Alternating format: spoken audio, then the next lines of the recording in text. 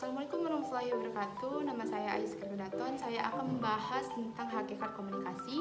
Yang pertama yaitu faktor-faktor yang mendorong perkembangan bahasa. Yang pertama, faktor kesehatan.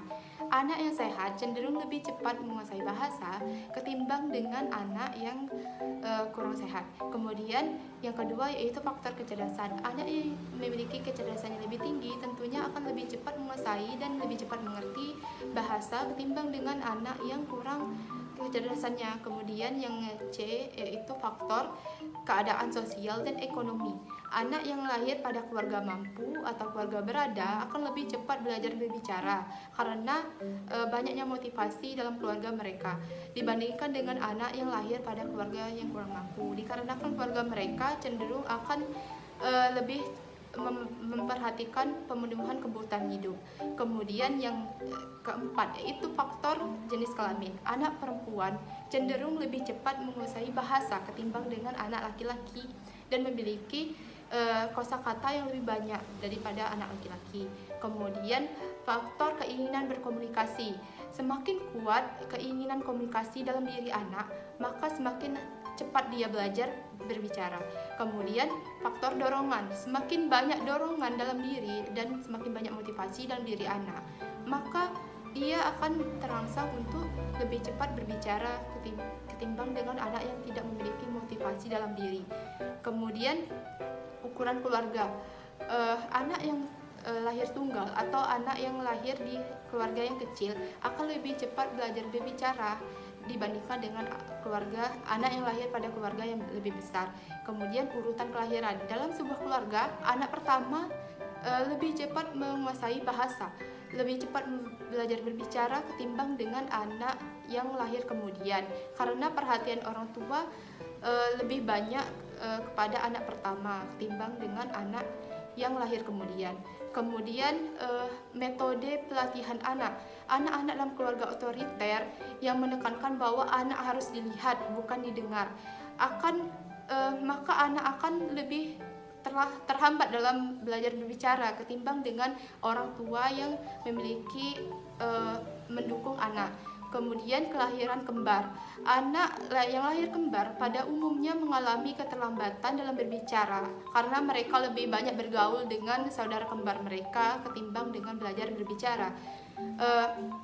Kemudian hubungan dengan teman sebaya. Semakin banyak hubungan anak dengan teman sebaya, maka menyebabkan semakin besar keinginan mereka untuk bergabung atau diterima dalam lingkungannya.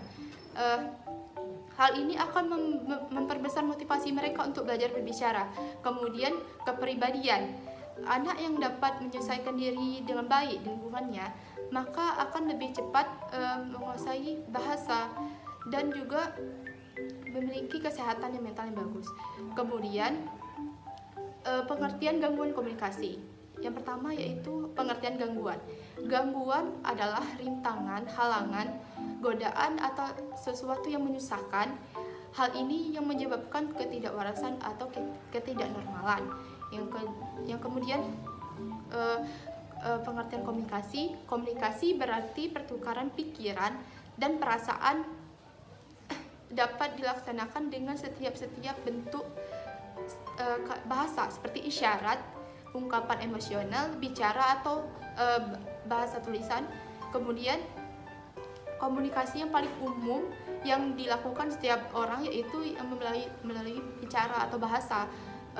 Maka dapat disimpulkan bahwa gangguan komunikasi atau communication disorder adalah sekumpulan gangguan psikologis yang ditandai dengan kesulitan dalam pemahaman atau penggunaan bahasa.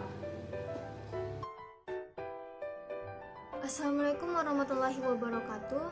Baiklah, saya Mahaputri Alhami dengan NIM 2000376 akan melanjutkan pembahasan tentang hakikat komunikasi poin ketiga dan keempat. Poin ketiga ada jenis-jenis gangguan komunikasi. Jenis kemampuan komunikasi terdapat 4 jenis. Yang pertama yaitu gangguan bahasa ekspresif, merupakan gangguan kemampuan yang memproduksi komunikasi secara simbolik. Dan yang kedua adalah gangguan bahasa campuran antara reseptif dan ekspresif, merupakan gangguan yang pada kemampuan untuk mengerti suatu bahasa. Dan yang ketiga ada gangguan fonologis. Fonologi merupakan kajian mentranskripsikan bunyi secara detail yang dihasilkan artikulator pembicara. Gangguan seperti ini adalah gangguan yang terjadi pada tata bunyi seseorang. Yang terakhir ada gagap. Gagap merupakan gangguan kelancaran bicara yang diikuti satu atau lebih perpanjangan kata, penghentian kata, dan penahanan suara, juga ditandai dengan ucapan yang tidak jelas. Selanjutnya yaitu faktor penyebab komunikasi. Faktor penyebab komunikasi sangat kompleks.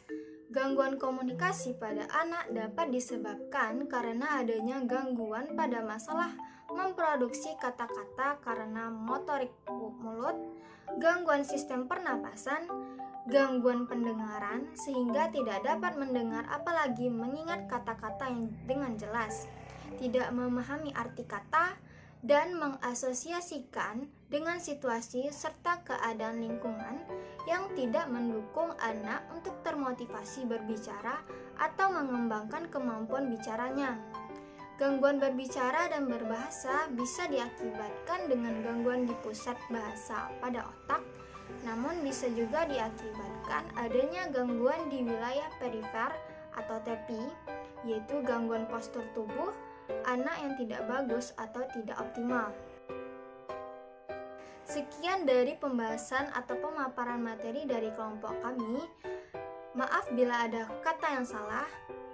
Wabillahi taufiq wal hidayah. Wassalamualaikum warahmatullahi wabarakatuh. Bye.